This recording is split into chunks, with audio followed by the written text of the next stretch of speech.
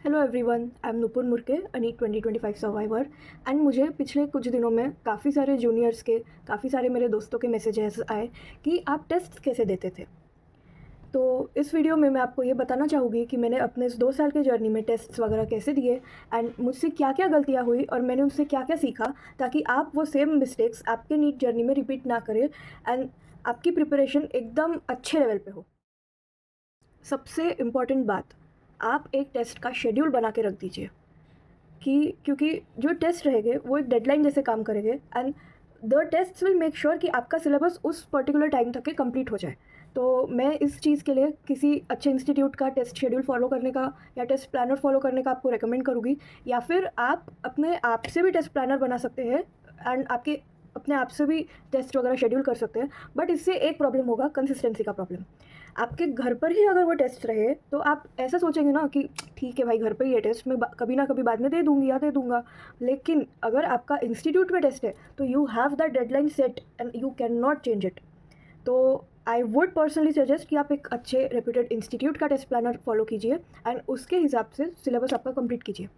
Test के around 1 week पहले तक के आपका सिलेबस एकदम अच्छे से कंप्लीट हो जाना चाहिए एंड उसके 1 वीक बचेगा उसमें कैसे रिवाइज करते हैं ये मैं आपको वीडियो में आगे चल के बताऊँ। तो द नंबर 1 थिंग इज़ आपकी टेस्ट सॉल्विंग स्ट्रैटेजी कैसी होनी चाहिए। सो मैं पर्सनली बायो पहले सॉल्व करती थी, then I used to solve chemistry and at last मैं फिजिक्स सॉल्व करती थी। बायो अराउंड 30 to 45 मिनट्स में खत्म हो जाता था, देन केमिस्ट्री को भी around 45 minutes to 1 hour and then physics को भी around 45 minutes to 1 hour. And बचा हुआ टाइम जो रहेगा वो रीचेकिंग करने के लिए एंड जो आपने क्वेश्चन लेंदी वाले क्वेश्चन छोड़े हैं उसके लिए। आपका टाइम कैसे इफेक्टिवली यूटिलाइज करना चाहिए, इसके लिए मैं आपको एक बहुत अच्छी स्ट्रैटेजी बताना चाहूँगी and that is called run to the end strategy. आपको इसमें क्या करना है, आपका अगर समझो बायो में मैंने क्वेश्चन नंबर 1 सॉल्व कर लिया, हो गया अच्छे से, लेकिन क्वेश्चन नंबर 2 काफ़ी लेंदी क्वेश्चन है, मुझे नहीं आ रहा सॉल्व करते, एट दैट मोमेंट क्लिक ही नहीं हो रहा। So what you will do is leave this question number 2 and directly go to question number 3 and then you solve this, okay। उसके बाद में क्वेश्चन नंबर 4 भी मुझे अगर नहीं आया तो मैं सेम चीज़ करूँगी, मैं लीव करूँगी। और जब मेरे पूरे 90 क्वेश्चन सॉल्व करके हो जाएंगे उसके बाद में जो ये बचे हुए क्वेश्चन रहेंगे मैं इस पर आऊँगी, टाइम रहा अगर तो ही। और मैंने क्या ये नोटिस किया है कि जब भी मैं ओएमआर सारे सब्जेक्ट्स होने के बाद लास्ट में तीनों सब्जेक्ट साथ में भरा करती थी तब मुझे बहुत पैनिक हो जाता था और मेरा बहुत टाइम चला जाता था एंड मैं ओएमआर के बबल्स भरते भरते मैं टायर्ड हो जाती थी, मैं काफ़ी थक जाती थी। तो मैंने क्या किया था कि मैं जैसे मेरा अगर फिजिक्स केमिस्ट्री बायो ये 3 सब्जेक्ट्स रहते हैं राइट, तो अगर मेरा बायोलॉजी का हो गया पूरा, बॉटनी जोलॉजी पूरा कंप्लीट हो गया है, तो फिर मैं इसके जो मैंने शॉर्ट ये जो क्वेश्चन है जो मैंने कर लिए हैं अच्छे से मुझे आ गए हैं, मैं उसका जाके ओएमआर में बबलिंग जाके कर देती थी। उसके बाद में मैंने जो ये छोड़े थे क्वेश्चंस मैं वो लास्ट के लिए, एकदम लास्ट के लिए, तीनों सब्जेक्ट्स होने के बाद में के लिए छोड़ देती थी। उसके बाद में केमिस्ट्री में भी सेम चीज़ करना है कि जो क्वेश्चन आया वो करना है और जो नहीं आया वो छोड़ देना है। लेंदी लगा, कैलकुलेशन एट द मोमेंट याद नहीं आया, फॉर्मूला याद नहीं आया, कंसेप्ट नहीं याद आया, कुछ एक्सेप्शन रहा वो याद नहीं आया, छोड़ देना है वो क्वेश्चन। उसके बाद में नेक्स्ट क्वेश्चन पे जाके वो फिनिश कर देना है। बिल्कुल उस पर टाइम वेस्ट नहीं करना है जो क्वेश्चन आपको आ नहीं रहा है, और बिल्कुल भी पैनिक नहीं होना है। बी काम, स्टे काम, एकदम अच्छा आपका माइंड एकदम काम रखो, सब बराबर हो जाएगा। सेम चीज़ फिजिक्स के साथ में। फिर सारे जो भी क्वेश्चंस है उनका एक बार मेरा बबलिंग हो गया राइट, एक बार मेरा बबलिंग हो चुका है। उसके बाद में जो मैंने ये क्वेश्चंस छोड़े थे, ऐसे आप करोगे ना तो आपके पास आखिरी में एटलीस्ट 1 आवर या 45 मिनट्स तो बच ही जाएगा। उसके बाद में जो मैंने ये क्वेश्चंस छोड़े हैं मैं वो सॉल्व करने चाहूँगी। इसमें मैं भी पहले बायोलॉजी करती थी, इसमें भी सेम करती थी, bio chem and then at last physics, क्योंकि बायो का प्रायोरिटी ज़्यादा होता है इन दोनों सब्जेक्ट्स के कंपैरिजन में। तो सबसे पहले बायो सॉल्व कर लेना है पूरा, फिर देन केमिस्ट्री करना है एंड देन फिजिक्स करना है। ये हो गया पूरा अच्छे से सॉल्व, देन इसके भी लास्ट में रीचेक करके आपको भर देना है ओएमआर जो भी आपके। ऐसा आप करोगे तो आपका पेपर अराउंड 2 आवर 30 मिनट में हो जाएगा। एंड ऐसा बिल्कुल सोच के चलना नहीं है कि 3 आवर्स है मेरे पास में। आप पेपर जितना कम टाइम में हो सके उतना कम टाइम में सॉल्व करने का ट्राई कीजिए, क्योंकि नीट के दिन आपके पास पूरे 3 घंटे बिल्कुल भी नहीं होते हैं। आपके क्लास में इन्विजिलेटर रहते हैं, वो आपको थंब प्रिंट आपको देना पड़ता है, साइन देना पड़ता है, फिर पेपर में ओएमआर में बबलिंग करना पड़ता है, उसमें बहुत टाइम जाता है। तो आप मैक्सिमम आपके पास 2 आवर 30 मिनट है, यही सोच के चलिए एंड इतने टाइम में ही आपका पेपर ख़त्म करने का ट्राई कीजिए। एंड स्पीड तो रहनी चाहिए, पर स्पीड के साथ साथ ज़्यादा इंपॉर्टेंट चीज़ है एक्यूरेसी। कोई फ़ायदा नहीं है अगर आपका बहुत स्पीड में आप सॉल्व कर रहे हो, जितना जल्दी बहुत जल्दी सॉल्व कर रहे हो, अगर आपका एक्यूरेसी नहीं रहा तो उसका कोई भी मतलब नहीं है, कोई फ़ायदा नहीं है उस चीज़ का। तो पेपर में स्ट्रैटेजी यही आप ट्राई कीजिए। अगर आपको नहीं है मुझ पे भरोसा, आप आपके एक टेस्ट पेपर में ट्राई करके देखिए एंड बिलीव मी आपके मार्क्स बढ़ेंगे, आपका टाइम इफेक्टिवली यूटिलाइज होगा, आपका कॉन्फिडेंस भी बढ़ेगा। बिलीव मी व्हेन आई से दिस।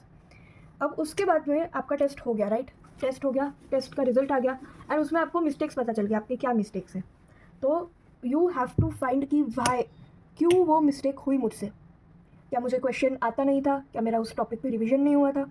या क्या मुझे फॉर्मूला में कुछ सिली मिस्टेक हो गई? यू हैव टू फाइंड कि आपकी मिस्टेक क्यों हुई है उस टॉपिक में। तो वाई, अब इसके काफ़ी सारे रीज़न हो सकते हैं जो मैंने अभी आपको बता दिया। अब इसको काउंटर कैसे करना है, अब इसको सॉल्व कैसे करना है।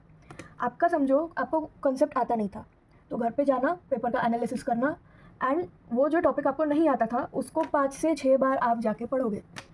वो टॉपिक पढ़ना बहुत बहुत ज़रूरी है आपके लिए।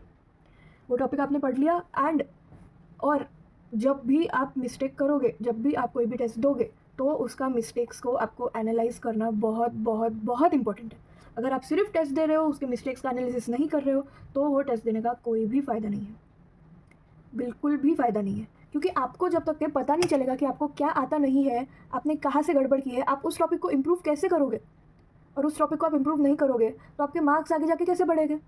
आपको एक एक टॉपिक का एकदम अच्छे से उस टॉपिक को पढ़ के जाना है एंड एकदम उसका कंसेप्ट आपके दिमाग में से ड्रिल हो जाना चाहिए, फिक्स हो जाना चाहिए।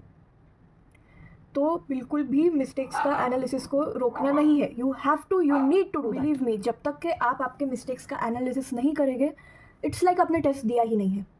टेस्ट आप क्यों देते हो? To know where you are weak and to know where you are strong. आपके कौन से टॉपिक वीक है, कौन से टॉपिक स्ट्रॉन्ग है, कहाँ पे ज़्यादा ज़रूरत है आपको वर्क करने की, आप उसी रीज़न की वजह से टेस्ट देते हो ना। तो अगर आपने घर पे आके मिस्टेक्स का एनालिसिस नहीं किया तो देयर कोई मतलब ही नहीं है वो टेस्ट देने का फिर। तो घर पे आके मिस्टेक्स का एनालिसिस करना है आंसर के आने के बाद में। एंड कैसे, अब एनालिसिस कैसे करना है? आपका समझो कोई टॉपिक गलत हो गया या आपने पढ़ा ही नहीं, घर पे आके 5 से 6 बार आपको वो पढ़ना है, समझे? उसके बाद में जो आपका टॉपिक, समझो कोई सिली मिस्टेक हुआ, क्यों हुआ सिली मिस्टेक, वो रिपीट नहीं होना चाहिए, बिल्कुल भी रिपीट नहीं होना चाहिए। उसके बाद में आपका अगर कोई टॉपिक आपको आता था पर टाइम पे याद ही नहीं आया, पैनिक हो गया या कुछ हो गया, क्यों पैनिक हुए? आपको वो उसके रूट तक के जाना है, उस प्रॉब्लम के जड़ तक के जाके उसको उखाड़ना है। क्यों पैनिक हुए? नींद नहीं हुई पूरी आपकी या कुछ, आई डोंट नो क्यों पैनिक हो गए आप। आई नो टेस्ट के टाइम पैनिक होते हैं, it's natural, totally natural, but आपको वेज फाइंड करना है ताकि आप वो रोक सके, ठीक है? इसीलिए मैं आपको सजेस्ट करूँगी 5 मिनट्स एटलीस्ट आप हर रोज़ मेडिटेशन कीजिए। ऐसा बोलने को लग रहा होगा कि क्या मेडिटेशन ही तो है, आंखें बंद ही तो करना है, क्या ही होगा, बट बिलीव मी उसका काफ़ी फ़ायदा होता है। मेडिटेशन करो, 5 मिनट से स्टार्ट करो, काफ़ी फ़ायदा होता है। प्ले स्टोर पे बहुत सारे ऐप्स हैं जो आपको मेडिटेशन के हैबिट में आपको मेडिटेशन का हैबिट आपको सिखा देते हैं। तो एक ऐप डाउनलोड कीजिए एंड देन मेडिटेशन कीजिए। मिस्टेक हो गई, अभी मिस्टेक रिपीट नहीं होना चाहिए, you need to make sure of that. तो इसीलिए आप एक मिस्टेक बुक बनाएंगे। मिस्टेक बुक में क्या करेंगे कि ऐसा, ये बुक है समझो, ये पेज है आपका, तो राइट कि यहाँ पे आपका कौन सा क्वेश्चन गलत हुआ और उसके नीचे यहाँ पे लिखिए क्यों गलत हुआ। कंसेप्ट नहीं आता था, टाइम पे भूल गए, फॉर्मूला नहीं याद आया, एंड देन उसके बाद में यहाँ पे लिखना कि अब उसको सॉल्यूशन क्या है उस चीज़ का। कंसेप्ट नहीं आता था तो वो कंसेप्ट जाके पढ़ना है, भूल गए तो वो वापस जाके पढ़ना है, फॉर्मूला नहीं आता था तो वापस जाके पढ़ना है, ठीक है? एंड कोई भी टेस्ट जाने के पहले ये मिस्टेक बुक आप एक बार पढ़ के जाना कि मेरा यहाँ गलती हुआ था, अब मैं ये रिपीट नहीं करूँगी। तो यू शुड रिमेंबर कि ऐसा ऐसा गलती हुआ था और ये मैं रिपीट नहीं करूँगी। ये मिस्टेक बुक से आपको बहुत बहुत बड़ा फ़ायदा होगा इस चीज़ का। अब रही बात कि टेस्ट में अपने आप को काम कैसे रखना है, तो टेस्ट शुरू होने के पहले आप थोड़ा सा पानी पीजिए, take a deep breath and remember कि मैंने पढ़ाई की है, सब बराबर से अच्छे से हो जाएगा, ठीक है?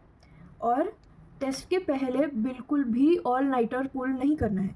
ऐसा सोच रहे होगे कि हाँ भाई ठीक है, पढ़ाई नहीं हुई, रात में पढ़ लेंगे, पढ़ के डायरेक्ट टेस्ट दे देंगे, बिल्कुल नहीं।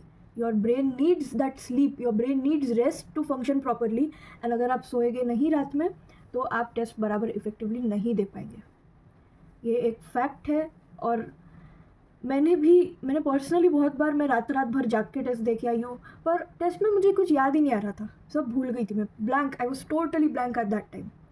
तो ये एक बहुत इम्पॉर्टेंट चीज़ है कि आप बराबर रात में सो टेस्ट देने के पहले, ठीक है। और एक बहुत इम्पॉर्टेंट चीज़, आप टेस्ट जितना भी ज़्यादा आपको डिस्ट्रैक्शन मिले उतने डिस्ट्रैक्शन वाले माहौल में दीजिए, क्योंकि नीट के दिन पूरे क्लास में शांति तो बिल्कुल नहीं होती है। आपके इन्विजिलेटर आते रहते हैं, फ़ैन की आवाज़ चलती रहती है, एंड इतनी गर्मी रहती है नीट के दिन। तो आप क्या कीजिए, जो आप टेस्ट देंगे वो डिस्ट्रैक्शन वाले माहौल में दीजिए। आपका ब्रेन को आदत रहना चाहिए कि जब इतना डिस्ट्रैक्शन, इतना आवाज़ रह रहा है, उसमें कैसे फंक्शन कर पाए। अगर आप एकदम शांति से एसी वाले रूम में मस्त टेस्ट देंगे तो आपके ब्रेन को वैसी आदत हो जाएगी कि शांति में ही वो काम करना चाहेगा। और नीट के दिन जब इतने गर्मी में आप टेस्ट दोगे या इतने आवाज़ वगैरह में टेस्ट दोगे तो कैसे टेस्ट दोगे फिर? आपके ब्रेन को एकदम ओवरवेलम हो जाएगा, इतनी आवाज़ है, इतना ये है, इतना वो है, कैसे फोकस करूँ। इसीलिए डिस्ट्रैक्शन वाले माहौल में आप टेस्ट दीजिए, आपको सीरियसली बहुत बहुत फ़ायदा होगा।